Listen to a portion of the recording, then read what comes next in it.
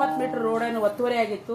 ಆ ಒತ್ತುವರಿ ಆಗಿರ್ತಕ್ಕಂಥ ರೋಡು ಮತ್ತು ಉದ್ಯಾನವನವನ್ನು ನಮ್ಮ ಸ್ವಾಧೀನಕ್ಕೆ ತೆಗೆದುಕೊಂಡಿರ್ತಕ್ಕಂಥ ವಿಚಾರಕ್ಕೆ ಸಂಬಂಧಪಟ್ಟಂಗೆ ಇವತ್ತು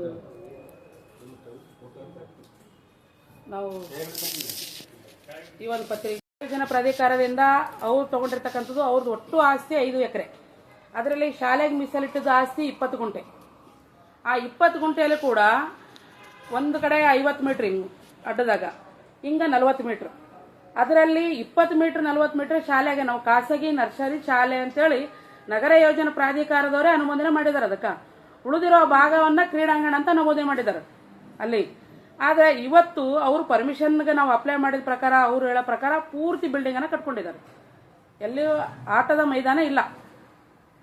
ಆಟದ ಮೈದಾನ ಬಿಟ್ಟು ಅವ್ರು ಬಿಡಬೇಕು ಕಂಪಲ್ಸರಿಯಾಗಿ. CBS ಆಗಲಿ ಯಾವುದೇ ಶಾಲೆ ನಡೆಸಬೇಕಾದ್ರೆ ಕಂಪಲ್ಸರಿ ಮಕ್ಕಳಿಗೆ ಆಟದ ಮೈದಾನ ಇರಬೇಕು. ಇಲ್ಲ, ಅದನ್ನು ಕೂಡ ಅವರು ಯಾರದೇ ಆಟದ ಮೈದಾನ ಅಂದರೆ ಯೋಜನೆದಾಗ ನಗರ ಯೋಜನೆ ಪ್ರಾಧಿಕಾರದಾಗ ಏನು ತೋರಿಸಿರ್ತಾರೋ ಅದನ್ನು ಫಾಲೋಅಪ್ ಮಾಡಬೇಕು ಅವರು. ಅದು ಯಾವುದೂ ಮಾಡಿಲ್ಲ. ಜೊತೆಗೆ ಅವತ್ತಿನ ದಿನ ನಾವು ನೋಡಿದಂಗೆ ಅವ್ರ ಶಾಲೆಯಲ್ಲಿ ಶೌಚಾಲಯ ಇಲ್ಲ ವ್ಯವಸ್ಥೆ. ಹೆಣ್ಮಕ್ಳಿಗಾಗಿ ಮೊದಲನೇದಾಗಿ ಶೌಚಾಲಯ ಇಲ್ಲ. ಆದರೆ ಇವತ್ತಿನವರೆಗೂ ಸಂಬಂಧಪಟ್ಟ ಇಲಾಖೆ ಆಗಿರ್ಬೋದು, ಜಿಲ್ಲಾಡಳಿತ ಆಗಿರ್ಬೋದು, ಮತ್ತು ಅಲ್ಲಿ ಓದ್ತಿರ್ತಕ್ಕಂಥ ಮಕ್ಕಳ ಪಾಲಕರಾಗಿರ್ಬೋದು ಅದನ್ನ ಯಾಕೆ ಕಣ್ಣು ಮುಚ್ಕೊಂಡು ಕುಂತಿದಾರೋ ನನಗೆ ಗೊತ್ತಿಲ್ಲ. ಆದರೆ ನಮ್ಮ ವ್ಯಾಪ್ತಿಯಲ್ಲಿ ಏನು ಬರ್ತದೆ ಅದ್ರ ಬಗ್ಗೆ ನಾವು ಕ್ರಮ ತಗೊಂಡಿದ್ವಿ. ಅವರು ಎದುರಿನ ಅಪಾರ್ಟ್ಮೆಂಟಿಗೆ ಮಕ್ಕಳನ್ನು ಕರ್ಕೊಂಡು ಹೋಗೋದು ನಮ್ಮ ಗಮನಕ್ಕೆ ಬಂದಾಗ ಆಗಿನ ಸಂಬಂಧಪಟ್ಟಂಥ BO ಅವರಿಗೆ ಕರೆದು, ಪೊಲೀಸ್ ಇಲಾಖೆಯವ್ರಿಗೆ ಕರೆದು, ಮಹಿಳಾ ಪೊಲೀಸ್ ಸ್ಟೇಷನ್ ಇಲಾಖೆಯವರಿಗೆ, ಸರ್ಕಲ್ಲು, PSI ASI ಜೊತೆಗೇ ಅಪಾರ್ಟ್ಮೆಂಟ್ ಪರಿಶೀಲನೆ ಮಾಡಿಸಿದಾಗ ಶಾಲೆ ಆಡಳಿತ ಮಂಡಳಿದವರು ಮಹಿಳೆಯರು ಬಿಟ್ಟರೆ ಬೇರೆ ಇರಲ್ಲ ಅಂತ ಹೇಳಿದ್ರು. ಆದರೆ ಅವರು ಹೋಗಿ ನೋಡಿದಾಗ ಅಲ್ಲಿ ಪುರುಷರು ಕೂಡ ವಾಸ ಮಾಡ್ತಾರಂತಕ್ಕಂಥದ್ದು ಬಂತು. ಅಂದರೆ ಅಲ್ಲಿರೋ ಅಪಾರ್ಟ್ಮೆಂಟು ನಮಗೆ ಸಂಬಂಧಪಟ್ಟದಂತ ಅವರೇ ಒಪ್ಕೊಂಡಿದ್ದಾರೆ ಅವತ್ತು. ಹಾಗಾಗಿ ಆ ಅಪಾರ್ಟ್ಮೆಂಟ್ ನಿಮ್ದಾದಂತ ಅದು ಅಧಿಕೃತ ಆದೋ ಅನಧಿಕೃತ ಆದೋ ಅದಕ್ಕೆ ನಾವು ದಾಖಲಾತಿಗಳನ್ನು ಕೊಡ್ರಿ ಅಂತ ನಾವು ಅವ್ರು ಕೇಳಿದಾಗ ಅವರು ತಗೊಂಡಿರ್ತಕ್ಕಂಥದ್ದು G+2 ಪರ್ಮಿಷನ್. ಇವತ್ತದು G+4 ನಮ್ಮ ಯಾದಗಿರಿ ವ್ಯಾಪ್ತಿಗೆ ಇಲ್ಲ ನಾವು ಪರ್ಮಿಷನ್ ಕೊಡ್ತಕ್ಕಂಥದ್ದು. ಅದನ್ನು ಕೂಡ ಸಂಪೂರ್ಣವಾಗಿ ಅವರು ಉಲ್ಲಂಘನೆ ಮಾಡ್ಯಾರ. ಇಲ್ಲಿವರೆಗೂ ಯಾವುದೇ ರೀತಿ ತೆರಿಗೆಯನ್ನು ಕಟ್ಟಿಲ್ಲ. ಬರೇ ಖಾಲಿ ಪ್ಲಾಟ್ ಏನು ಅವರು ಮನೆ ಕಟ್ಕೋ ಟೈಮಿಗೇನು ಖಾಲಿ ಪ್ಲಾಟ್ದು 14,000 ಚಿಲ್ಲರೆ ಏನು ತೆರಿಗೆ ಕಟ್ಟಿದ್ರು ಅದನ್ನು ಹೊರತುಪಡಿಸಿದ್ರೆ ಬಿಲ್ಡಿಂಗ್ ಕಂಪ್ಲೀಟ್ ಆಗಿದ್ದು ಲೆಟರ್ ಕೂಡ ತಗೊಂಡಿಲ್ಲ. ನಾವು KB ಅವ್ರಿಗೆ ಕೂಡ ಲೆಟರ್ ಬರ್ತಿದ್ದೀವಿ, ಯಾವ ಆಧಾರ ಮೇಲೆ ನೀವು ಅವರಿಗೆ ವಿದ್ಯುತ್ ಸಂಪರ್ಕ ಕೊಟ್ಟಿರಿ ಅಂತೇಳಿ. KB ಅವರು ಅವ್ರೇನು ಹೇಳ್ತಾರಂದ್ರೆ ಹಿಂದೆ ಇರ್ತಕ್ಕಂಥವ್ರು ಅದನ್ನು ಇವರು ಟ್ಯಾಕ್ಸ್ ಕಟ್ಟಿದಾರ, ನಾವು ಅದ್ರ ಪ್ರಕಾರ ಅವ್ರಿಗೆ ಕೊಟ್ಟಿದ್ದೀವಿ. ಇದಕ್ಕೂ ಕೊಟ್ಟಿರ್ತಕ್ಕಂಥದ್ದು ನಮ್ಮಲ್ಲಿ ಆವಾಕ ಜಾವಕದಾಗೆ ಲಭ್ಯ ಇಲ್ಲ ಅಂತ ಬರ್ತಿದ್ದಾರೆ. ಅದಕ್ಕೂ ನಮಗೂ ಇದಿಲ್ಲ ಅನ್ನೋ ಲೆಕ್ಕಕ್ಕೆ ಬರ್ದಾರೆ. ನಾವು ಅದನ್ನೇ ಪ್ರಶ್ನೆ ಮಾಡಿ MD ಅವರಿಗೆ ಲೆಟರ್ ಬರ್ತಿದ್ದೀವಿ ನಾವೀಗ. ಅಂದರೆ ಮೊದಲನೇದಾಗಿ ಅಪಾರ್ಟ್ಮೆಂಟ್ನ ತೆಳ ಮಾಡಿ ಏನಿರಬೇಕು ಪಾರ್ಕಿಂಗ್ ವ್ಯವಸ್ಥೆ ಅದು ಇಲ್ಲ. ಮೇಲೆ ಕಟ್ಟಿರ್ತಕ್ಕಂಥ 2 ಮಹಡಿಗಳನ್ನು ಅನಧಿಕೃತ, ಟೋಟಲಿ ಅಪಾರ್ಟ್ಮೆಂಟೇ ಅನಧಿಕೃತ ಅಂತಕ್ಕಂಥದ್ದನ್ನು ಅವರು ಕೂಡ ಇದನ್ನು ಒಪ್ಕೊಂಡಿದ್ದಾರೆ. ನೀವು ಅನಧಿಕೃತ ಇದ್ದು ಅಕ್ರಮ ಇದ್ದು ಸಕ್ರಮ ಮಾಡಿಕೊಡ್ರಿ ಅಂತ ಲೆಟ್ರನ್ನು ಅವರೇ ಹಾಕಿದ್ದಾರೆ. ಅದ್ರ ಪ್ರಕಾರ ನಾವು ನಿಮ್ದು ಎಲ್ಲ ದಾಖಲಾತಿಗಳನ್ನು ಸಬ್ಮಿಟ್ ಮಾಡಂದ್ರೆ ಇವತ್ತಿನವರೆಗೂ ಕೂಡ ಸಿಂಗಲ್ ಒಂದು ಡಾಕ್ಯುಮೆಂಟು ಕೊಡೋಕೆ ರೆಡಿ ಇಲ್ಲ. ಅವ್ರು ಯಾವುದು ಟ್ಯಾಕ್ಸ್ ಕಟ್ಟಿದ್ರೆ ರಸೀದು ಕೂಡ ಕೊಡಕ್ತಾ ಇರಲಿಲ್ಲ. ಬರೀ 24-25 ಸೆಲ್ಫ್ ಅಸೆಸ್ಮೆಂಟ್ದೊಳಗೆ ನಮ್ಮ SAS ಒಳಗೆ ಹೆಂಗದಂದ್ರೆ ಅವರು ಕೂಡ ಪ್ರಿಂಟ್ ತಕ್ಕೊಂಡು ಟ್ಯಾಕ್ಸ್ ಕಟ್ಬೋದು. ಮೋಸ್ಟ್ಲಿ ಅದು ಅವ್ರು ಕಟ್ಕೊಂಡಿದಾರೋ ಏನು ಮೊದಲೇ ಇಲ್ಲಿಂದ ಕಟ್ಕೊಂಡಿದಾರೋ ಗೊತ್ತಿಲ್ಲ. ನಾವು ಹೇಳ್ತಾ ಇರೋದೇನಂದ್ರೆ ಮುಂಚೆಲಿಂದ ಏನು ಶಾಲೆ ಪರ್ಮಿಷನ್ ತೊಗೊಂಡಿದ್ದು ಅದನ್ನು ಟ್ಯಾಕ್ಸ್ ಕಟ್ಟಬೇಕು, ಅಪಾರ್ಟ್ಮೆಂಟ್ದು ಕಟ್ಟಬೇಕು. ಅನಧಿಕೃತವಾಗಿ ಏನು ಕಟ್ಟಡ ಮಾಡ್ಕೊಂಡಿದ್ರಿ ನಮ್ಮದು 187 ಕ್ಲಾಸ್ B ಅಲ್ಲಿ ಬರ್ತಕ್ಕಂಥದ್ದು ಅವರೇ ಅದನ್ನೇನಾದ್ರೂ ಸರಿಪಡಿಸ್ಕೊಂಡು ತೆರವು ಮಾಡಿಕೊಂಡು ಮತ್ತು ಅದನ್ನು ಸರಿ ಮಾಡ್ಕೋಬೇಕಂತ ಅವಕಾಶ ಅದ. ಅದನ್ನು ನೀವು ಮಾಡ್ಕೊಳ್ರಿ ಅಂತ ಅವ್ರಿಗೆ ನೋಟಿಸ್ ಕೊಟ್ಟಿದ್ವಿ. ಆ ನೋಟಿಸಿಗೂ ಇವತ್ತಿವದು ಬರೀ ರಿಪ್ಲೈನ ಆರಿಕೆ ಉತ್ತರಗಳ ಮುಖಾಂತರ ರಿಪ್ಲೈ ಕೊಡ್ತಾ ಇದ್ದಾರೆ. ನಾವು ಅವ್ರಿಗೆ ಅಂತಿಮವಾಗಿ ಒಂದು ಕೊಟ್ಟಿದ್ದೀವಿ, ಪದೇ ಪದೇ ನೀವು ಆರಿಕೆ ಉತ್ತರ ಕೊಟ್ಕೊಂತ ಲೆಟ್ರ್ ಹಾಕಕ್ಕೆ ಹೋಗ್ಬಿಡ್ರಿ, ಇದನ್ನು ಇಲ್ಲಿಗೆ ಮುಕ್ತಾಯ ಮಾಡಿರಿ. ಇಲ್ಲಾಂದ್ರೆ ನಮ್ಮ ಕಾನೂನುಬದ್ಧವಾಗಿ ನಮ್ದೇನು ಕ್ಲಾಸ್ ಇರುತ್ತೆ ಅದ್ರ ಪ್ರಕಾರವಾಗಿ ನಾವು ನಿಮ್ಮೊಂದು ಏನಾದ ಕ್ರಮ ತಗೋತೀವಿ ಅಂತ ಅವ್ರಿಗೆ ನೋಟಿಸ್ ಕೊಟ್ಟಿದ್ವಿ. ಆ ನೋಟಿಸ್ ಪ್ರಕಾರವಾಗಿ ನಾವು 4ನೇ ತಾರೀಕು ಅವ್ರಿಗೆ ನೋಟಿಸ್ ಇಶ್ಯೂ ಮಾಡಿದ್ದೀವಿ. ಲಾಸ್ಟ್ RC ಅವರು 4ನೇ ತಾರೀಕು ನಾವು ನೋಟಿಸ್ ಇಶ್ಯೂ ಮಾಡಿದ್ರೆ 5ನೇ ತಾರೀಕು 10ನೇ ತಾರೀಕುವರೆಗೂ ತಡಿಬೇಕು ಅಂತಕ್ಕಂಥದ್ದನ್ನು ಒಂದು ಆರ್ಡರ್ ಮಾಡ್ಯಾರ RC ಅವರು. ಅಂದರೆ ಒಂದೇ ದಿನದಲ್ಲಿ ನಾವು ಸಂಜೆ ಮೋಸ್ಟ್ಲಿ ನಮ್ಮದು ಸಂಜೆ ಕಡೆಗೆ ಹೋಗ್ಯದ ಏಕಾಏಕಿ ಹಿಂಗೆ ಆರ್ಡರ್ ಮಾಡ್ತಾರಂದ್ರೆ ಸಿಸ್ಟಮ್ದಲ್ಲಿ ಯಾವ ಆಧಾರದ ಮೇಲೆ ಅವ್ರು ಮಾಡಿದ್ರು ನನಗೆ ಗೊತ್ತಿಲ್ಲ. ಅವ್ರು ಹೇಳ್ತಕ್ಕಂಥದ್ದು ನಮ್ಮ ಮುನ್ಸಿಪಾಲಿಟಿ ಆ್ಯಕ್ಟು 322 ಪ್ರಕಾರ ಮಾಡಿದ್ವಿ ಅಂತ ಹೇಳ್ತಾರೆ. ಆದರೆ 322 ಪ್ರಕಾರ ನಮ್ಮ ಲೀಗಲ್ ಅಡ್ವೈಸರ್ ಹೇಳ್ತಾರೆ, ಅದನ್ನು ಓದಿ ಅದು ಬರೋದಿಲ್ಲ. ಅದ್ರ ಪ್ರಕಾರ ನಾವು ಆರ್ಡ್ರ್ ಮಾಡಿವಿ ಅಂತ ಒಂದು ದಿನದಾಗ ಆರ್ಡ್ರ್ ಮಾಡಿದ್ದಾರೆ. ನಾವು ಕೇಳಾಕತ್ತದು ಮೊದಲನೇದು ನಮ್ಮ ಮುನ್ಸಿಪಾಲ್ಟಿ ತೆರಿಗೆ ಕಟ್ಟರಂತಕ್ಕಂಥದ್ದು. ಸರ್ಕಾರದಿಂದ ಯಾವುದೇ ರೀತಿ ನಮಗೆ ಅನುದಾನ ಬರ್ತಾ ಇಲ್ಲ. ತೆರಿಗೆ ಕಟ್ಟೋದ್ರಿಂದನೇ ನಾವು ಈಗಿರ್ತಕ್ಕಂಥ ಮೂಲಭೂತ ಸೌಕರ್ಯಕ್ಕೆ ಕೆಲಸ ಮಾಡ್ಬೇಕಾಗ್ಯದ. ಮೊದಲನೇದು ಅದನ್ನು ವಂಚನೆ ಮಾಡಿದಾರೆ ಅವರು. ನಿಯರ್ ಏನಿಲ್ಲ ಅಂದ್ರೆ 1 CR ತನಕ ವಂಚನೆ ಮಾಡ್ದಂಗೆ ಆಗ್ತದೆ. ಈಗ ನಾನು ನಿಮ್ಗೆ ಅಂಕೆ ಸಂಖ್ಯೆ ಸಂಘಟನು ಲೆಕ್ಕ ಕೊಡ್ತೀನಿ. ಈಗ ಅಪ್ ಟು ಒಂದು ಅಪಾರ್ಟ್ಮೆಂಟು ಮತ್ತು ಶಾಲೆ ಎರಡನ್ನ ಕಂಪೇರ್ ಮಾಡಿದ್ರೆ 1 CR 1 ಕೋಟಿವರೆಗೂ ಕೂಡ ಅದು ವಂಚನೆ ಮಾಡಿದ್ದು ಕಂಡು ಬರ್ತದೆ. ಜೊತೆಗೆ ಗಾರ್ಡನ್ ಆಗಲಿ ರೋಡ್ ಆಗಲಿ ಉಳಿಸಿರೋದು ಕೋಟಿಗಟ್ಟಲೆ ಉಳ್ಕೊಂಡಿರೋದು ನಗರಸಭೆ ಆಸ್ತಿ. ಲಲಿತಾನ್ಪುರ ಆಸ್ತಿ ಅಲ್ಲ, ಅದು ನಗರಸಭೆಗೆ ಉಳಿಸಿರ್ತಕ್ಕಂಥ ಆಸ್ತಿ. ಅದು ಯಾವಾಗ ನಮ್ಮ ಮೇಲಿನ ಅಧಿಕಾರಿಗಳು, ನಮ್ಮ CMC ಬರ್ತಕ್ಕಂಥ DC ಆಗಿರ್ಬೋದು, RC ಆಗಿರ್ಬೋದು, DMA ಆಗಿರ್ಬೋದು, ನಗರಸಭೆ ಸರಿಯಾಗಿ ಕೆಲಸ ಮಾಡ್ತಿಲ್ಲ ಅಂತ ಬಂದು ನೋಡಬೇಕು, ಅಥವಾ ಅಟ್ಲೀಸ್ಟ್ ಒಂದು ಅವಕಾಶ ಕೊಡಬೇಕು. ಯಾಕೆ ಇಷ್ಟೊಂದು ನೋಟಿಸ್ ಇಶ್ಯೂ ಮಾಡಿದಾರ, ಏನಾಗಿದೆ ಅಂತ ಅದೇ ಹಿಯರಿಂಗನ್ನು 10ನೇ ತಾರೀಕು ನೀವೇನು ಕರೆದಿದ್ರಿ, ಈ ಆರ್ಡರ್ ಮಾಡೋಕ್ಕಿಂತ ಮುಂಚೆ ಒಂದು ಕರೆದವರು ಕೇಳಬೇಕಾಗಿತ್ತು. ಒಂದಿನದಲ್ಲಿ ಆರ್ಡರ್ ಮಾಡಿರ್ತಕ್ಕಂಥದ್ದು ನಾನು ಇದನ್ನು ಖಂಡಿಸ್ತೀನಿ. ಒಬ್ಬ ಚೇರ್ಪರ್ಸನ್ ಆಗಿ, ಯಾದಗಿರಿಯ ಸಿಟಿ ಫಸ್ಟ್ ಪರ್ಸನ್ ಆಗಿ ಕೂಡ ನಾನು ಖಂಡಿಸ್ತೀನಿ. ಯಾಕಂದ್ರೆ ನಾವು ಮಾಡ್ತಕ್ಕಂಥದ್ದು ಜನರ ಒಳ್ಳೆ ಹಿತದೃಷ್ಟಿಯಿಂದ ಕೆಲಸ ಮಾಡ್ತಿದ್ವಿ. ಯಾಕಂದ್ರೆ ಒಂದು ದೊಡ್ಡ ಅಪಾರ್ಟ್ಮೆಂಟ್ ಕಟ್ಟಬೇಕಾದ್ರೆ ಫೈರ್ ವೆಹಿಕಲ್ ಓಡಬೇಕಾದ್ರೂ ಅದನ್ನು ಪ್ರಿಕಾಷನ್ ಮೆಜರ್ಮೆಂಟದಲ್ಲಿ ಕೂಡ ಸ್ಪೇಸನ್ನು ಬಿಡಬೇಕು. ಅದನ್ನು ನೋಡಿದಾಗ ಯಾವುದೇ ರೀತಿಯನ್ನ ಬಿಟ್ಟಿರ್ತಕ್ಕಂಥದ್ದು ಮೇಲ್ನೋಟಕ್ಕಂತೂ ಕಣ್ಣಿಗೆ ಕಾಣಿಸ್ತಾನೆ ಇದೆ. ಅಲ್ಲೇ ಸ್ಕೂಲ್ ಮುಂದ್ಗಡೆನೆ ಬರ್ತದೆ, ದೊಡ್ಡ ಪ್ರಮಾಣದ ಕಟ್ಟಿದ್ದಾರೆ, ಹೆಮ್ಮರವಾಗಿ ಕಟ್ಟಿದ್ದಾರೆ ಅದನ್ನು. ಇದು ನಡೆದಿರ್ತಕ್ಕಂಥ ವಿಚಾರ. ಮತ್ತು ಜೊತೆಗೇನೆ ಎಲ್ಲ ಒಂದು ವ್ಯತ್ಯಯ ಪಡುವಂಥದ್ದಂದ್ರೆ, ನಾನೊಬ್ಬ ಮಹಿಳೆ ಆಗಿ ನಮ್ಮಲ್ಲೂ ಕೂಡ ನನಗೆ ಅಕ್ಕ ತಂಗಿದವರು ಇರೋದ್ರಿಂದ ನಮ್ಮನೆ ಕೂಡ ಹೆಣ್ಮಕ್ಳು ಶಾಲೆಗೆ ಹೋಗ್ತಾರೆ.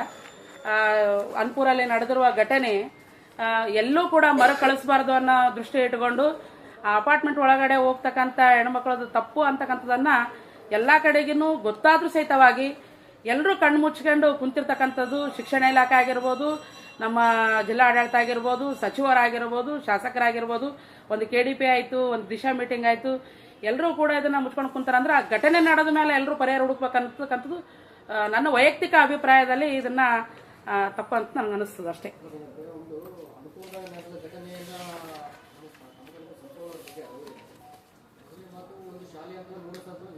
ಶೌಚಾಲಯ ಇರಲೇಬೇಕು ಅಂತ ಪ್ರತಿಷ್ಠಿತ ಶಾಲೆಯಲ್ಲಿ ಶೌಚಾಲಯ ಇಲ್ಲ, ಮತ್ತು ವಿಶೇಷವಾಗಿ ಹೆಣ್ಮಕ್ಳಿಗೆ ಅಂತ ಹೇಳ್ತೀವಿ. ಇವತ್ತಿನ ಹೆಣ್ಮಕ್ಳು ಕಾನೂನುಗಳು ಎಷ್ಟು ಸೂಕ್ಷ್ಮಗೆ ಇರುತ್ತೆ, ಯಾಕಂದ್ರೆ ಕ್ರಮ ಕೈಗೊಳ್ಳಿ. ಜಿಲ್ಲಾಡಳಿತ ಈ ವಿಚಾರದ ಸುದ್ದಿ ಗೊತ್ತಾದ್ರೆ ಜಿಲ್ಲಾಡಳಿತ ಹೋಗಬೇಕಾಗಿತ್ತು. ಒಂದು ಎರಡನೇ ಹೇಳ್ತೀವಿ, ಕಂಪೌಂಡ್ ಕೋವಿಡ್ ಟೈಮ್ನಾಗ ಕಟ್ಟ್ಯಾರ ಅಂತ ಹೇಳ್ತೀವಿ. ಕಂಪೌಂಡ್ ಅಲ್ಲ, ಬಿಲ್ಡಿಂಗ್ ಕೋವಿಡ್ ಟೈಮ್ನಾಗ ಕಟ್ಟಿವಂತಾರ ಅವರು. ಓಕೆ, ಅಲ್ಲ ಶಾಲಾ ಮೈದಾನ, ಆಟದ ಮೈದಾನ ಅಂತ ಹೇಳ್ತೀವಿ. ಅದನ್ನು ಕೋವಿಡ್ ಟೈಮ್ನಾಗ ಕಟ್ಕೊಂಡಾರ ಅಂತ ನೀವು ಹೇಳಿದ್ವಿ. ಕೋವಿಡ್ ಟೈಮ್ಗೆ ಮುಂಚೆನೂ ಮೈದಾನ ಇತ್ತು. ಇಷ್ಟಾದ್ರೂ ಜಿಲ್ಲಾಡಳಿತ ಇಲ್ಲಿ ಮಧ್ಯಪ್ರವೇಶ ಮಾಡ್ತಾ ಇಲ್ಲ ಅಂತ, ವಿಶೇಷವಾಗಿ ಹೆಣ್ಮಕ್ಳ ವಿಚಾರದ ಮಧ್ಯಪ್ರವೇಶ ಮಾಡ್ತಾ ಇಲ್ಲ ಅಂತಂದ್ರೆ ಜಿಲ್ಲಾಧಿಕಾರಿ ಕೂಡ ಹೆಣ್ಮಕ್ಳು ಅದನ್ನ ಅದೇ ಅವ್ರವ್ರೆ ಇದು ಮಾಡ್ಕೋಬೇಕು. ಯಾಕಂತಂದ್ರೆ ನಾವು ಯಾರಿಗೆ ಟೀಕೆ ಮಾಡಿದ್ರೆ ಅದು ತಪ್ಪು ಅಂತ ಅನಿಸ್ತದೆ. ನಾವಂತೂ ಓಪನ್ ಆಗಿ ಹೇಳಿದ್ದೀವಿ. ಯಾಕಂದ್ರೆ ಎಲ್ಲರ ಮನೆಗೆ ಇರೋದು ಮಕ್ಕಳೇ. ಇವತ್ತಿನ ದಿನ ನಾವು ದಿನನಿತ್ಯ ನೋಡ್ತಾ ಇದೀವಿ, ಫೋಸ್ಕೋ ಕೇಸ್ ಆಯ್ತು, ಅಲ್ಲಿ ಲೈಂಗಿಕ ಕಿರುಕುಳ ಆಯ್ತು. ಮನೆಗಿರೋರ ಮೇಲೆ ತಂದೆ ತಾಯಿನ ಹೊರತುಪಡಿಸಿದ್ರೆ ಅವ್ರ ಮನೆಗಿರ್ತಕ್ಕಂಥ ಮಾಮನೋ ಕಾಕಾನೋ ಇನ್ನೊಬ್ರು ಯಾರಂದ್ರೆ ಅವ್ರ ಮೇಲೆ ವಿಶ್ವಾಸ ಮಾಡಂಗಿಲ್ಲ.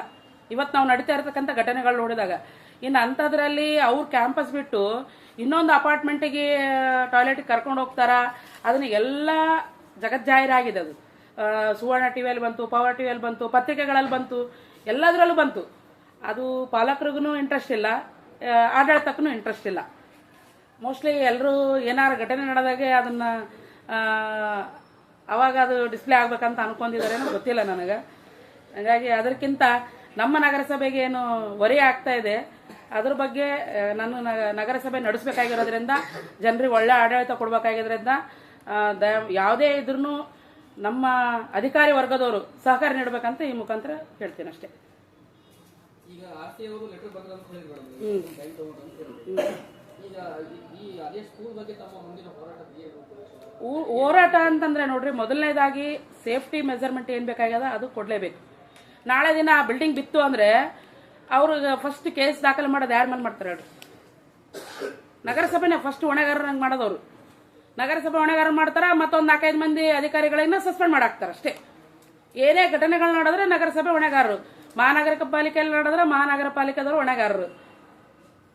ಘಟನೆ ಏನಾಯ್ತಂದ್ರೆ ಆ ಅಧಿಕಾರಿಗಳನ್ನ ಹೊಣೆಗಾರ ಮಾಡೋದು, ಆ ಟೈಮ್ನಲ್ಲಿ ಸಸ್ಪೆಂಡ್ ಮಾಡಾಕೋದು. ನಾವ್ ಹೇಳೋದಂದ್ರೆ ಸಸ್ಪೆಂಡ್ ಮಾಡೋವರೆಗೂ ಯಾಕೆ ಬಿಡ್ತೀರಿ? ಕೇಳಿಲ್ಲ ಮುಂಚೆ 20 ವರ್ಷದಿಂದ ಯಾರು ಕೇಳ್ತಿರಲಿಲ್ಲ ಹೇಳ್ತಿರಲಿಲ್ಲ ಅಂದ್ರೆ ನೀವು ಅವಾಗ ಬಿಟ್ಟಿದ್ರಿ, ಓಕೆ ಒಪ್ಕೋತೀವಿ. ಈಗ ಕೇಳ್ತಾ ಇದೀವಿ, ಅದನ್ನ ಸರಿ ಮಾಡೋ ಹೊತ್ತಿನಾಗ ಅದಕ್ಕೆ ಸಹಕಾರ ನೀಡಬೇಕನ್ನೋದು ಮೇಲೆ ಇರ್ತಕ್ಕಂಥ ಎಲ್ಲ ಅಧಿಕಾರಿಗಳದ್ದು ಕರ್ತವ್ಯ ಅಂತ ನಾನು ಹೇಳ್ತೀನಿ. ಅಧಿಕಾರದಾಗ ಇದ್ದಕ್ಕೆ ನಾವು ಆಕ್ಷನ್ ತಗೋತೀವಿ ಅಂತ ಹೇಳೋದಕ್ಕೆ ತಡೆಯಾಜ್ಞೆ ಕೊಟ್ಟಿದ್ದಾರಲ್ಲ, ನಾವು ಆಲ್ರೆಡಿ ನೋಟಿಸ್ ಕಳಿಸಿದ್ವಿ. ಅವ್ರಿಗೆ ನೋಟಿಸ್ ಕೊಟ್ಟು ಮಾಡಬೇಕಾಗಿತ್ತು ಅಂತ ಪ್ರಶ್ನೆ ಬಂತು. ನಾವೇನು ನಮ್ಮ ರೋಡನ್ನು ನಾವು ತೆರವು ಮಾಡ್ಬೇಕಾದ್ರೆ ಯಾರಿಗೂ ನೋಟಿಸ್ ಕೊಡೋ ಅವಶ್ಯಕತೆ ಇದ್ದಿದ್ದಿಲ್ಲ, ಅದಕ್ಕೆ ನೋಟಿಸ್ ಕೊಟ್ಟು ಮಾಡಬೇಕಾಗಿತ್ತಲ್ಲ ಅಂತ XYZ ಹೇಳಿದ್ರು. ಹೇಳಿದಾಗ ನಾನು ಅವತ್ತು ನೋಟಿಸ್ ಕೊಟ್ಟರು ಆ ರೋಡನ್ನು ಕ್ಲಿಯರ್ ಮಾಡೋಕ್ಕಾಗ್ತಿದ್ದಿಲ್ಲ ಇವತ್ತಿನ ಲೆಕ್ಕ ನೋಡಿದ್ರೆ.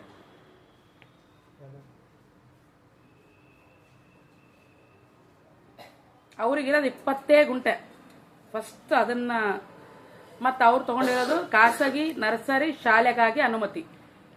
ಮತ್ತು ನಮ್ಮ ಈಗ ನಾವೇನು ಗಾರ್ಡನ್ ಹಾಕೊಂಡಿದ್ವಿ, ಶಾಲೆ ಮತ್ತು ಗಾರ್ಡನ್ ಮಧ್ಯದಾಗ ಇನ್ನೂ 10 ಫೀಟ್ ರೋಡ್ ಅದ, ಗೇಟನ್ನು ಇಟ್ಕೊಂಡಿದಾರ. ಆ ಗೇಟಿಂದ ನಮ್ಗೆ 10 ಫೀಟ್ ರೋಡ್ ಅದ. ದಯಮಾಡಿ ಜಿಲ್ಲಾಡಳಿತನ ಬಂದು ಅದನ್ನ ಕ್ಲಿಯರ್ ಮಾಡಿ ಕೊಡ್ಲಿ ಅಂತ ಕೇಳ್ತೀನಿ ನಿಮ್ಮ ಮುಖಾಂತರ. ಎಲ್ಲ ವಿಷಯನೂ ಅವ್ರ ಗಮನಕ್ಕಾದ ಎಲ್ಲ ವಿಷಯ. ಹೌದು, ಭೇಟಿಯಾಗಿ ಬಂದಿದ್ದೀವಿ. ಅಲ್ಲ, ಅವರು ನಮ್ಮ ಮಾಡೋದ್ರಲ್ಲಿ ನಿಮ್ಮ ಕಾನೂನು ಪ್ರಕಾರವಾಗಿ ಕರೆಕ್ಟ್ ಇದ್ರೆ ನೀವು ಮೂವ್ ಆಗ್ರಿ ಅಂತ ಹೇಳಿದಾರೆ ಅವರು. ಅದ್ರ ಬಗ್ಗೆ ಏನಿಲ್ಲ.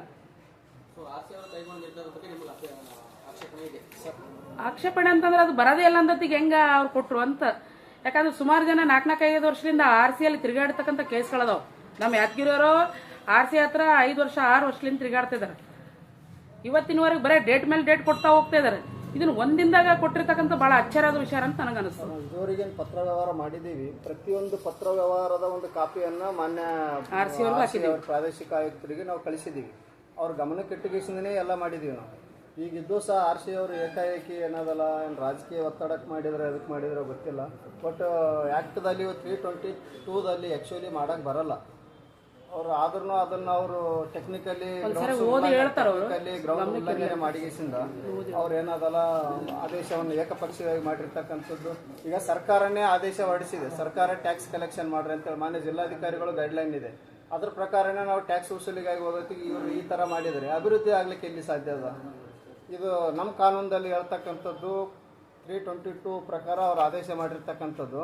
ಪೌರಾಡಳಿತ ನಿರ್ದೇಶಕನು ಈ ಅಧಿನಿಯಮದ ಮೇರೆಗಿನ ತೆರಿಗೆ ನಿರ್ಧರಣೆ ಮತ್ತು ತೆರಿಗೆ ನಿರ್ಧರಣೆ ಪುನರೀಕ್ಷಣಾ ಆದೇಶಗಳನ್ನೊಳಗೊಂಡು ಯಾವನೇ ಅಧೀನ ಅಧಿಕಾರಿಯು ಯಾವುದೇ ವ್ಯವಹಾರಣೆಗಳ ದಾಖಲೆಗಳನ್ನು ಕೇಳಬಹುದು ಮತ್ತು ಪರೀಕ್ಷಿಸಬಹುದು ಮತ್ತು ಸೂಕ್ತವಾದುದು ಎಂದು ಭಾವಿಸಬಹುದಾದಂಥ ವಿಚಾರಣೆಯನ್ನು ಮಾಡಿದ ತರುವಾಯ ವಿಚಾರಣೆ ಮಾಡಿದ ತರುವಾಯ ಅಧೀನ ಅಧಿಕಾರಿಯ ಆದೇಶವು ಕಾನೂನಿಗೆ ವಿರುದ್ಧವಾದುದು ಮತ್ತು ನ್ಯಾಯ ವೈಫಲ್ಯವನ್ನು ಮಾಡಿದೆ ಎಂದು ಮನದಟ್ಟು ಮಾಡಿಕೊಂಡರೆ ಅವರು ಅದರ ಮೇಲೆ ನ್ಯಾಯವೆಂದು ಭಾವಿಸುವಂತಹ ಆದೇಶವನ್ನು ಮಾಡಬಹುದು. ಇದರಲ್ಲಿ ಕ್ಲಿಯರ್ ಆಗಿ ಮೆನ್ಷನ್ ಮಾಡಿದ್ದಾರೆ. ಅವರಿಗೇನಾದಲ್ಲ ದಾಖಲಾತಿಗಳನ್ನು ಕಾಲ್ಫಾರ್ಮ್ ಮಾಡಿಗಿಸಿಂದ ಕುಲಂಕುಷವಾಗಿ ಪರಿಶೀಲನೆ ಮಾಡಿ ಮುಂದಿನ ಕ್ರಮ ತಗೋರಿ ಅಂತ ಹೇಳಿದರೆ, ಇದು 2+1 ಉಪಬಂಧ ಪ್ರಕರಣದಲ್ಲಿ ಏನೇ ಇದ್ದಾಗ ಪೌರಾಡಳಿತ ನಿರ್ದೇಶಕನು ಅಪೀಲು ಪ್ರಾಧಿಕಾರದ ವ್ಯವಹಾರಣೆಗಳನ್ನೊಳಗೊಂಡು ಮುನ್ಸಿಪಲ್ ಕೌನ್ಸಿಲಿನ ಯಾವುದೇ ವ್ಯವಹಾರಣೆಗಳ ದಾಖಲೆಗಳನ್ನು ತರಿಸಿಕೊಳ್ಳಬಹುದು ಮತ್ತು ಪರೀಕ್ಷಿಸಬಹುದು ಮತ್ತು ಅಂಥ ವ್ಯವಹಾರಣೆಗಳಲ್ಲಿನ ಯಾವುದೇ ಆದೇಶವು ಕಾನೂನಿಗೆ ವಿರುದ್ಧವಾಗಿದೆ ಅಥವಾ ಪೌರ ಪ್ರದೇಶದ ಹಿತಾಸಕ್ತಿಗಳಿಗೆ ಬಾಧಕವನ್ನುಂಟು ಮಾಡುತ್ತದೆ. ಅವ್ರು ಹೇಳ್ತಾರೆ ಪೌರಸಭೆಗಳು ಏನಾದರೂ ನಮ್ಮ ಕಾನೂನಿಗೆ ಬಾಧಕ ಅದೇನು, ಇದು ಟೋಟಲಿ ಬಾಧಕ ಅದ. ಈಗ ತೆರಿಗೆ ವಂಚನೆ ಮಾಡ್ಯಾರ ಅವರು. ಈಗ ಕೆಳಗಡೆ ಅವರು ಪಾರ್ಕಿಂಗ್ ಪ್ಲೇಸ್ ಅಂತೇಳಿ ತೊಗೊಂಡು G+2 ಅಪಾರ್ಟ್ಮೆಂಟ್ ಪರ್ಮಿಷನ್ ತೊಗೊಂಡಿದ್ದಾರೆ. ಅದು ಪಾರ್ಕಿಂಗ್ ಪ್ಲೇಸ್ ಇದ್ದಿರ್ತಕ್ಕಂಥದ್ದನ್ನು ಅವರು ಉಲ್ಲಂಘನೆ ಮಾಡಿಗೆಸಿಂದ ವಾಸಕ್ಕಾಗಿ ಮನೆಗಳು ಕಟ್ಕೊಂಡಿದ್ದಾರೆ ಒಳಗೆಲ್ಲ. ಇದು ತೆರಿಗೆ ವಂಚನೆ ಅಲ್ಲ. ನಾವು ಪಾರ್ಕಿಂಗ್ ತೆರಿಗೆ ನಾವು ಕೊಡೋಗಲ್ಲ, ನಾವು ಬರೀ ಫಸ್ಟ್ ಫ್ಲೋರ್ ಸೆಕೆಂಡ್ ಫ್ಲೋರ್ ಅಷ್ಟೇ ತೆರಿಗೆ ಕೊಡ್ತದೆ. ಬಟ್ ಅವ್ರು ತೆರಿಗೆ ವಂಚನೆ ಮಾಡಿ ಅವ್ರು ಏನದಲ್ಲ ಉಲ್ಲಂಘನೆ ಮಾಡಿಗೆಸಿಂದ ಬಿಲ್ಡಿಂಗನ್ನು ನಿರ್ಮಾಣ ಮಾಡಿದ್ದಾರೆ. ಅದು 387 A+B ನಮ್ಮಲ್ಲಿ ಕ್ಲಿಯರ್ ಹೇಳುತ್ತೆ, ತಳಮಹಡಿಯಲ್ಲಿ ಏನಾದರೂ ಆದೇಶ ಪಡೆದಿರ್ತಾರೆ ಅದರಲ್ಲಿ ಏನಾದರೂ ಮಾಡಿಫೈ ಮಾಡಿಗೆಸಿಂದ ಉಲ್ಲಂಘನೆ ಮಾಡಿದರೆ ಅಂಥದ್ದನ್ನು ಸಕ್ರಮಾತಿ ಮಾಡೋಂಗಿಲ್ಲ ಅಂತೇಳಿ ನಮ್ಮ ಮುನ್ಸಿಪಾಲಿಟಿ ಆ್ಯಕ್ಟದಲ್ಲಿ ಕ್ಲಿಯರ್ ಆಗಿ ಹೇಳುತ್ತೆ. ಈ ಎಲ್ಲ ಅಂಶಗಳನ್ನು ಅವರು ವೈಲೇಷನ್ ಮಾಡಿಗೆಸಿಂದ ಏಕಪಕ್ಷೀಯವಾಗಿ ಅದು ಒಂದೇ ದಿನದಲ್ಲಿ ತರಾತುರಿಯಾಗಿ ನಾವು 4ನೇ ತಾರೀಕಿಲ್ಲಿ ನಮ್ಮ ಮೋಸ್ಟ್ಲಿ 4 ಅಥವಾ 5 ಗಂಟೆಗೆ ಆದೇಶ ಅವ್ರ ಬಳಿ ಹೋಗಿರ್ಬೋದು, ನಾವು ಬರೆದಿರ್ತಕ್ಕಂಥ ಲೆಟ್ರು. ಅದನ್ನು ಇಮಿಡಿಯೇಟ್ ಏಕಪಕ್ಷೀಯವಾಗಿ ಅವರು 5ನೇ ತಾರೀಕು ಆದೇಶ ಮಾಡಿದ್ದಾರೆ. ಮತ್ತು ಇವು 10ನೇ ತಾರೀಕು ಇರ್ತಕ್ಕಂಥ ದಿನಾಂಕವನ್ನು ಮುಂದೂಡಿದ್ದಾರೆ ಅವರು. ಮುಂದಿನ ದಿನಾಂಕದವರಿಗೆ ಅಂತ ತಿಳಿಸ್ತಾರೆ. ಈ ರೀತಿ ಆದರೆ ಈಗ ಅಭಿವೃದ್ಧಿ ಮಾಡಲಿಕ್ಕೆ ಎಲ್ಲಿಂದ ಸಾಧ್ಯ ಅದ? ಈಗ ಸರ್ಕಾರ ತೆರಿಗೆ ಕೊಟ್ಟರೆ ನಾವು ಇಲ್ಲಿ ಡೆವಲಪ್ಮೆಂಟ್ ಮಾಡಲಿಕ್ಕೆ ಆಗುತ್ತೆ ನಗರಸಭೆಗೆ. ಈಗ ಸರ್ಕಾರದಿಂದನೂ ಈಗ 3 ವರ್ಷದಿಂದ ಯಾವುದೇ ಅನುದಾನ ನಮ್ಮ ನಗರಸಭೆಗೆ ಬಂದಿಲ್ಲ. ಹೀಗಾಗಿ ಈ ರೀತಿ ಮಾಡಿರ್ತಕ್ಕಂಥದ್ದು ತಪ್ಪಾದಂಥದ್ದು ಹೇಳ್ತೀವಿ ರೀ. ಆಮೇಲೆ ಕೋವಿಡ್-19ದಲ್ಲಿ ಪ್ರತಿ ಲೆಟರ್ದಲ್ಲಿನೂ ಶಾಲಾ ಆಡಳಿತ ಮಂಡಳಿ ಕೋವಿಡ್-19 ಉಲ್ಲೇಖವನ್ನು ಮಾಡ್ತಾ ಇದೆ. ಆ ಕೋವಿಡ್-19 ಏನಿದೆ ಆ ಸಂದರ್ಭದಲ್ಲಿ ಸರ್ಕಾರನೇ ಆದೇಶ ಮಾಡಿತ್ತು, ಸೆಂಟ್ರಲ್ ಗೌರ್ಮೆಂಟು, ಯಾರು ಏನಾದಲ್ಲ ಹೊರಗಡೆ ಮನೆಯಿಂದ ಹೊರಗೆ ಬರಬಾರ್ರಿ ಅಂತ ಹೇಳಿಗೆಸಿಂದ. ಅಂಥ ಸಂದರ್ಭದಲ್ಲಿ ಇವರು 3 ಅಂತಸ್ತು ಬಿಲ್ಡಿಂಗ್ ಕಟ್ಟಿವಿ, ಗಾರ್ಡನ್ ಕಾಂಪೌಂಡ್ ಕಟ್ಟಿವಿ ಅಂತ ಹೇಳ್ತಾರೆ. ಇದು ಸಾಧ್ಯ ಅದನ್ನು 25% ನರ್ಸರಿ 2100 ಸ್ಕ್ವೇರ್ ಫೀಟ್ ಅದು ಟೋಟಲಿ ಇದರಲ್ಲಿ ಅವರು 25% ಸ್ಕೂಲ್ ಬಿಲ್ಡಿಂಗಿಗೆ ಪರ್ಮಿಷನ್ ತೊಗೊಂಡಿದ್ದಾರೆ. ಶಾಲಾ ಆಟದ ಮೈದಾನ 75% ಇದೆ. ಇದು ಅದನ್ನು ಉಲ್ಲಂಘನೆ ಮಾಡಿಗೆಸಿಂದ 120 ಫೀಟ್ಗಿಂತ ಅಬವ್ ಅವ್ರು ಬಿಲ್ಡಿಂಗ್ ಕಟ್ಟಿದ್ದಾರೆ. ಇಲ್ಲಿ ಎದುರುಗಡೆನೇ ಕಾಣ್ತದೆ ಆ ಬಿಲ್ಡಿಂಗ್. ಅವ್ರ ಆಟದ ಮೈದಾನನೇ ಇಲ್ಲ ಈಗ. ಅದನ್ನು ವೈಲೇಷನ್ ಮಾಡಿಗೆಸಿಂದ ನಮ್ಮಿಂದ ಮತ್ತು ನಗರಸಭೆ ಮತ್ತು ನಗರ ಯೋಜನಾ ಪ್ರಾಧಿಕಾರದಿಂದ ಯಾವುದೇ ಮಾಡಿಫೈ ಲೇಔಟ್ ಇಲ್ಲ, ಯಾವುದೇ ಅನುಮತಿ ಇಲ್ಲ, ಅನುಮೋದನೆ ಇಲ್ಲಾರ್ದೇ ಅವರು ಆ ರೀತಿ ಅನಧಿಕೃತವಾಗಿ ಬಿಲ್ಡಿಂಗ್ ಕಟ್ಟಿದ್ದಾರೆ. ತೆರಿಗೆ ವಂಚನೆ ಮಾಡಿರ್ತಕ್ಕಂಥದ್ದು ಸ್ಪಷ್ಟವಾಗಿ ಕಾಣ್ತಾ ಇದೆ. ಹೀಗಾಗಿ ಅವ್ರ ಮೇಲೆ ಏನಾದಲ್ಲ ನಾವು ಪತ್ರ ವ್ಯವಹಾರನ ಮಾಡಿದ್ದೀವಿ. ಅದರ ವಿರುದ್ಧ ಈಗ ಕೊಟ್ಟಿರ್ತಕ್ಕಂಥದ್ದು ತಪ್ಪಾದಂತ ಹೇಳಿಸಿಂದ ನಾವು ಅದನ್ನು ಮಾನ್ಯ ಪ್ರಾದೇಶಿಕ ಆಯುಕ್ತರಲ್ಲಿ ಮುಂದಿನ ದಿನಾಂಕ ಯಾವಾಗ ನಿಗದಿಪಡಿಸ್ತಾರೆ ಆ ದಿನಾಂಕದಂದು ನಾವು ಇದನ್ನು ತೆರವುಗೊಳಿಸಲಿಕ್ಕೆ ಪ್ರಯತ್ನ ಮಾಡ್ತೀವಿ.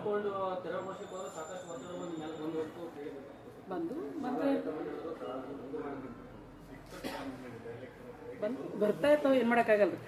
ನಗರ ಯೋಜನಾ ಪ್ರಾಧಿಕಾರದ ಪ್ರಕಾರ ಆ್ಯಕ್ಚುಲಿ ಅವ್ರು ಹಾಕುವಂಥ ಕಂಡೀಷನ್ಸ್ ಏನಾಗ್ತಾರೆ ಅದರಲ್ಲಿ ಕ್ರಮ ಸಂಖ್ಯೆ 5ರ ಪ್ರಕಾರ ಹೆಂಗದಂದ್ರೆ ನಗರ ಯೋಜನಾ ಪ್ರಾಧಿಕಾರಕ್ಕೆ ಯಾವ ಮಟ್ಟಿಗೆ ಅಧಿಕಾರ ಅದಂದರೆ ತಕ್ಷಣದಲ್ಲೇ ಯಾವುದೇ ನೋಟಿಸ್ ಕೊಡದೇ ಅದನ್ನು ತೆರವುಗೊಳಿಸ್ಬೇಕಂತ ಅವ್ರದ್ದು ಅವ್ರ ಆದೇಶ. ನಮ್ಮದು ಕೂಡ ಅದರಲ್ಲೇ ಎಲ್ಲ ಕ್ಲಾಸ್ಗಳಲ್ಲಿ ಬರ್ತಕ್ಕಂಥ ಹೆಂಗಂದ್ರೆ ತಪ್ಪು ಏನೇ ನಡೆದುತ್ತಂದ್ರೆ ಇಮಿಡಿಯೇಟಾಗಿ ತೆರವುಗೊಳಿಸ್ಬೇಕಂತಿದೆ. ಸೆಟ್ ಬೇಕಾಗಿರಲಿ, ಕೆಳಗಡೆ ನಾವು ಏನು ಪಾರ್ಕಿಂಗ್ ಪ್ಲೇಸಿಗೆ ಬಿಟ್ಟಿರ್ತಕ್ಕಂಥದ್ದಾಗಲಿ ಅದನ್ನು.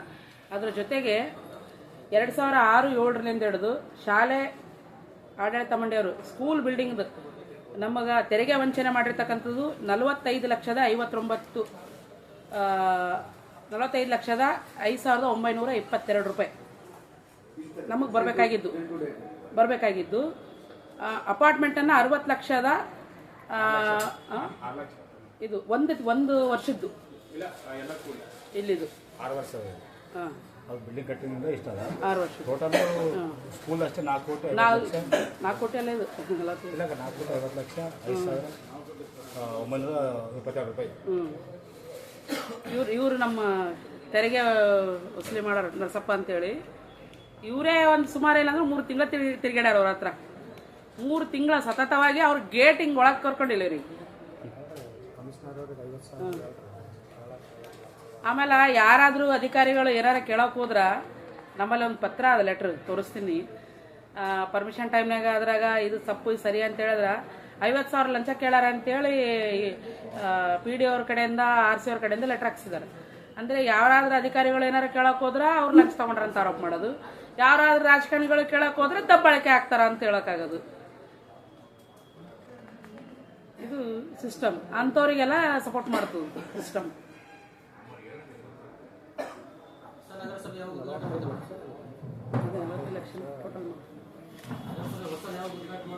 ಸನ್ಮಾನ್ಯ ಶಾಸಕರು ಯಾವಾಗ ತಯಾರಾಗ್ತಾರೆ ಅವಾಗ ಮಾಡ್ತೀವಿ.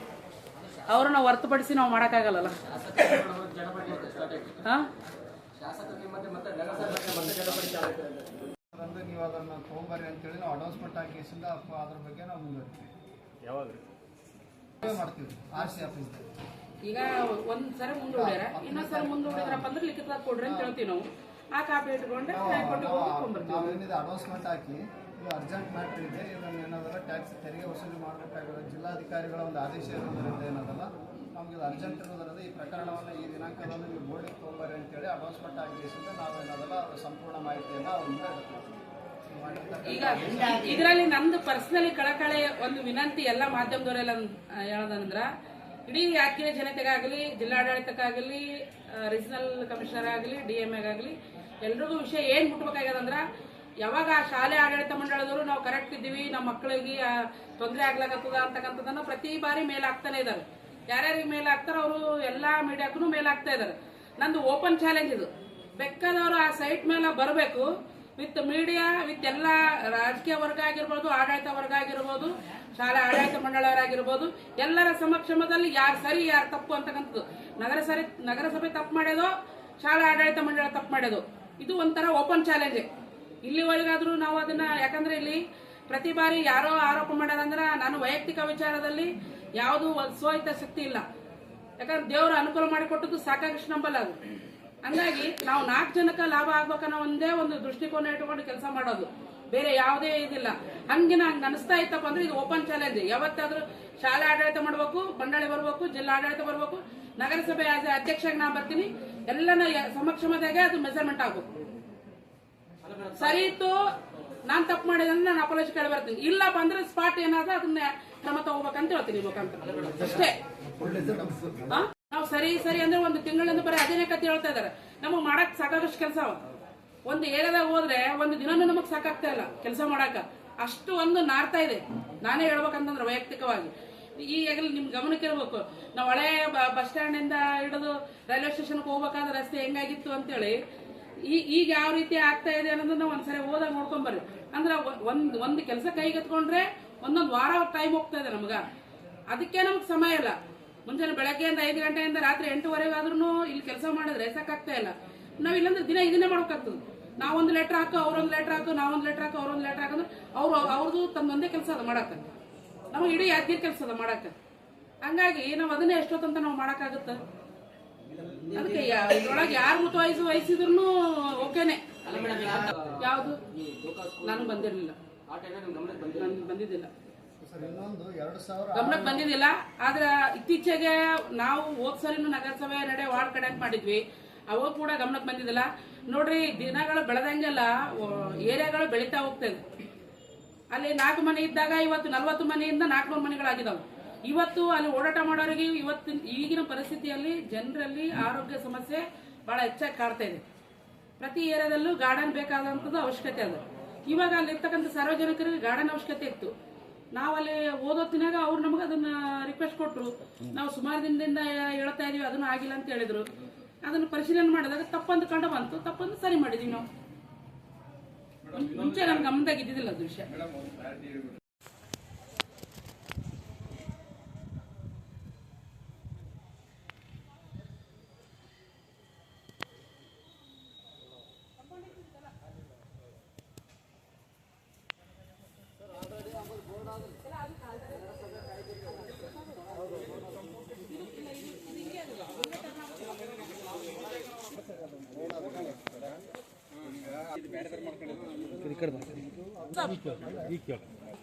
ಇಲ್ಲಿ ಎದುರು ಕಾಣಿಸುತ್ತೆ, ಇದು ಟೋಟಲಿ ಬಂದಾಗಿತ್ತು. ಇದನ್ನ ಕಂಪ್ಲೀಟ್ ಆಗಿ ತೆರವುಗೊಳಿಸಿ ಸಾರ್ವಜನಿಕ ಉಪಯೋಗಕ್ಕೆ ಹೋಗಕ್ಕೆ ಬರಕ್ಕೆ ಓಡಾಟ ಮಾಡಕ್ಕೆ ಇದು ಮಾಡಿದ್ವಿ. ಇದು ನಾವೇ ಮರ್ಮ ಹಾಕಿದ್ವಿ. ಈಗ ಇದನ್ನ ಒಂದು ಲೆವೆಲ್ ಆಗಿ ತಗೊಂಡು ಇದನ್ನ ಈಗ ಬರೋ ಅನುದಾನದಲ್ಲಿ CC ರೋಡ್ ಮಾಡ್ಕೊಟ್ಟು ಸೀದಾ ಹಿಂಗೆ ಹೋಗ್ಬಿಡ್ತದೆ ಸರ್. ಇಲ್ಲ, ಇದು ಹಿಂಗೆ ಹೋಗ್ತದೆ, ಹಿಂಗೆ ಇದಿರೋದೇ ಹಿಂಗೆ ಕ್ರಾಸ್ ಅದು 30 ಫೀಟ್ ರೋಡು.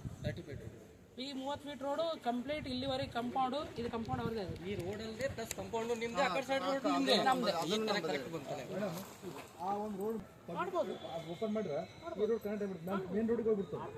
ಇದು ರೋಡ್ ಇದೆ ಮೇಡಮ್, ಆದ್ರೆ ಇದು ನಮ್ದು ಗಾರ್ಡನ್ ಅದಲ್ಲ, ಹಂಗಾಗಿ ಸುಮ್ಮನೆ ಇದ್ದಂಗೆ ನಮ್ದು ಗಾರ್ಡನ್ ಹೋಗಕ್ಕೆ ಅನುಕೂಲ ಆಗ್ಬಿಡುತ್ತೆ. ಮೇನ್ ರೋಡ್ ಕನೆಕ್ಟ್ ಮಾಡ್ಬೋದು. ಈಗ ಪೂರ್ತಿ ಇದು ನಮ್ಮ ಸ್ವಾಧೀನದಾಗ ಬಂದಾಗ ನಾವು ಅದನ್ನ ಮಾಡ್ಕೊಡ್ತೀವಿ. ಅದನ್ನ ಇದು ಕೀಲಿ ಹಾಕಂಗೆ ಮಾಡ್ಬೇಕಾಗಿತ್ತು.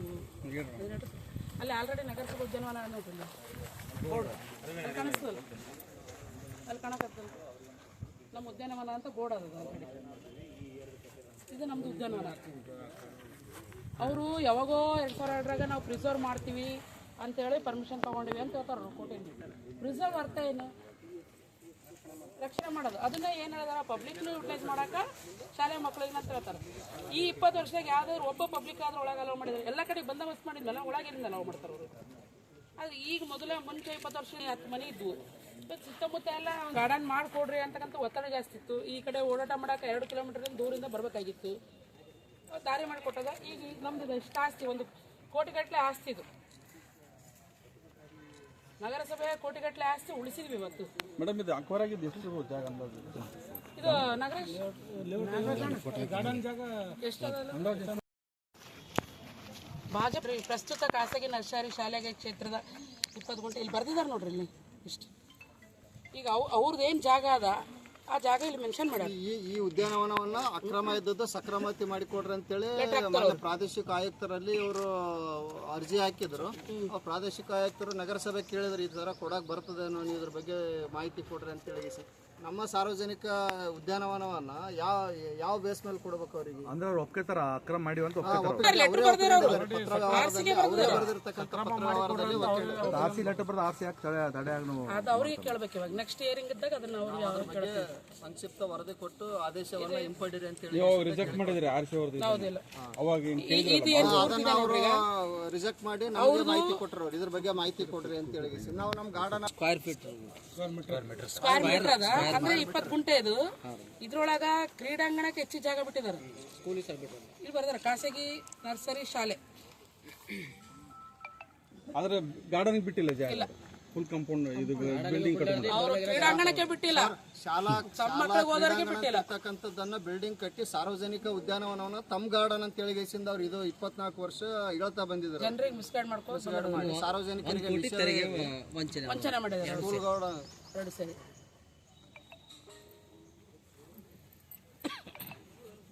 ಈ ಗಾರ್ಡನ್ ಡೆವಲಪ್ ಮಾಡ್ತೀವಿ.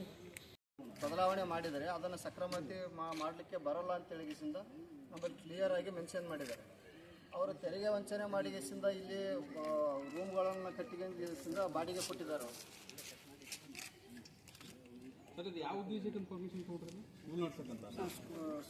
ಸ್ಕೂಲ್ ಅಂತೇಳಿ ಪರ್ಮಿಷನ್ ತೊಗೊಂಡಿದ್ದಾರೆ. ಸ್ಕೂಲ್ ಟೀಚರ್ಸ್ ಇರಲಿಕ್ಕೆ ಕ್ವಾರ್ಟರ್ಸ್ ಮಾಡಿದ್ದಾರೆ. ಸ್ಕೂಲ್ ಬಿಲ್ಡಿಂಗ್ ಅಂತೇಳಿ ತೋರಿಸಿದ್ದಾರೆ. ಪರ್ಮಿಷನ್ ತಗೋ ಟೈಮ್ನಾಗೆ ನಾವು ಸ್ಕೂಲ್ ಸ್ಟಾಫ್ ಕ್ವಾರ್ಟರ್ಸ್ ಅಂತ ಹೇಳಿಗೆಸಿಂದ ಭಾಜಪ ಪ್ರಸ್ತುತ ಖಾಸಗಿ ನರ್ಸರಿ ಶಾಲೆಗೆ ಕ್ಷೇತ್ರದ 20 ಗುಂಟೆ ಇಲ್ಲಿ ಬರ್ದಿದ್ದಾರೆ ನೋಡ್ರಿ. ಇಲ್ಲಿ ಇಷ್ಟು ಈಗ ಅವ್ರದ್ದು ಏನು ಜಾಗ ಅದ ಆ ಜಾಗ ಇಲ್ಲಿ ಮೆನ್ಷನ್ ಮಾಡ್ಯಾರ. ಈ ಉದ್ಯಾನವನವನ್ನ ಅಕ್ರಮ ಇದ್ದದ್ದು ಸಕ್ರಮತೆ ಮಾಡಿಕೊಡ್ರಿ ಅಂತೇಳಿ ಪ್ರಾದೇಶಿಕ ಆಯುಕ್ತರಲ್ಲಿ ಇವರು ಅರ್ಜಿ ಹಾಕಿದ್ರು. ಆ ಪ್ರಾದೇಶಿಕ ಆಯುಕ್ತರು ನಗರಸಭೆ ಕೇಳಿದ್ರು, ಈ ತರ ಕೊಡಕ್ ಬರ್ತದೆ ಅನ್ನೋ, ಇದ್ರ ಬಗ್ಗೆ ಮಾಹಿತಿ ಕೊಡ್ರಿ ಅಂತ ಹೇಳಿ. ನಮ್ಮ ಸಾರ್ವಜನಿಕ ಉದ್ಯಾನವನವನ್ನ ಯಾವ ಬೇಸ್ ಮೇಲೆ ಕೊಡ್ಬೇಕು ಅವರಿಗೆ? ಅಂದ್ರೆ ಅವ್ರು ಒಪ್ಕೋತಾರ ಅಕ್ರಮ ಮಾಡಿ ಅಂತ ಆರ್ಸಿ ಲೆಟರ್ ಬರ್ದು ಆರ್ಸಿ ಯಾಕೆ ತಡೆ ನಾವು ಅದು ಅವ್ರಿಗೆ ಕೇಳ್ಬೇಕು. ಇವಾಗ ನೆಕ್ಸ್ಟ್ ಇಯರಿಂಗ್ ಇದ್ದಾಗ ಅದನ್ನ ಅವ್ರಿಗೆ ಕೇಳ್ತೀವಿ. ಸಂಕ್ಷಿಪ್ತ ವರದಿ ಕೊಟ್ಟು ಆದೇಶವನ್ನ ಹಿಂಪಡಿರಿ ಅಂತ ಹೇಳಿ ರಿಜೆಕ್ಟ್ ಮಾಡಿದ್ರೆ ಆರ್ಸಿ ಅವ್ರದ್ದು ಹೌದಿಲ್ಲ ಅವಾಗ ಅದನ್ನ ಅವರು ರಿಜೆಕ್ಟ್ ಮಾಡಿ ನಮಗೆ ಮಾಹಿತಿ ಕೊಟ್ಟರು, ಇದ್ರ ಬಗ್ಗೆ ಮಾಹಿತಿ ಕೊಡ್ರಿ ಅಂತ ಹೇಳಿ ನಾವು ನಮ್ಮ garden square feet square metre ಅದ ಅಂದ್ರೆ 20 ಗುಂಟೆ ಇದು. ಇದ್ರೊಳಗ ಕ್ರೀಡಾಂಗಣಕ್ಕೆ ಹೆಚ್ಚು ಜಾಗ ಬಿಟ್ಟಿದ್ದಾರೆ. ಇಲ್ಲಿ ಬರ್ದಾರ ಖಾಸಗಿ ನರ್ಸರಿ ಶಾಲೆ. ಆದ್ರೆ ಗಾರ್ಡನ್ ಬಿಟ್ಟಿಲ್ಲ ಜಾಗ, ಫುಲ್ ಕಾಂಪೌಂಡ್ ಇದು ಬಿಲ್ಡಿಂಗ್ ಕಟ್ಟಿ ಅವರು ಕ್ರೀಡಾಂಗಣಕ್ಕೆ ಬಿಟ್ಟಿಲ್ಲ, ಶಾಲಾ ಮಕ್ಕಳಿಗೆ ಹೋದವರಿಗೆ ಬಿಟ್ಟಿಲ್ಲ. ಇರ್ತಕ್ಕಂಥದ್ದನ್ನ ಬಿಲ್ಡಿಂಗ್ ಕಟ್ಟಿ ಸಾರ್ವಜನಿಕ ಉದ್ಯಾನವನವನ್ನ ತಮ್ಮ ಗಾರ್ಡನ್ ಅಂತ ಹೇಳಿಗೆಸಿಂದ ಅವ್ರು ಇದು 24 ವರ್ಷ ಹೇಳ್ತಾ ಬಂದಿದ್ದಾರೆ. ಜನರಿಗೆ ಮಿಸ್ಗೈಡ್ ಮಾಡ್ಕೊಂಡು ಸಾರ್ವಜನಿಕರಿಗೆ ವಂಚನೆ ಮಾಡಿದ್ದಾರೆ. ಸ್ಕೂಲ್ ಗಾರ್ಡನ್ 2 ಸರಿ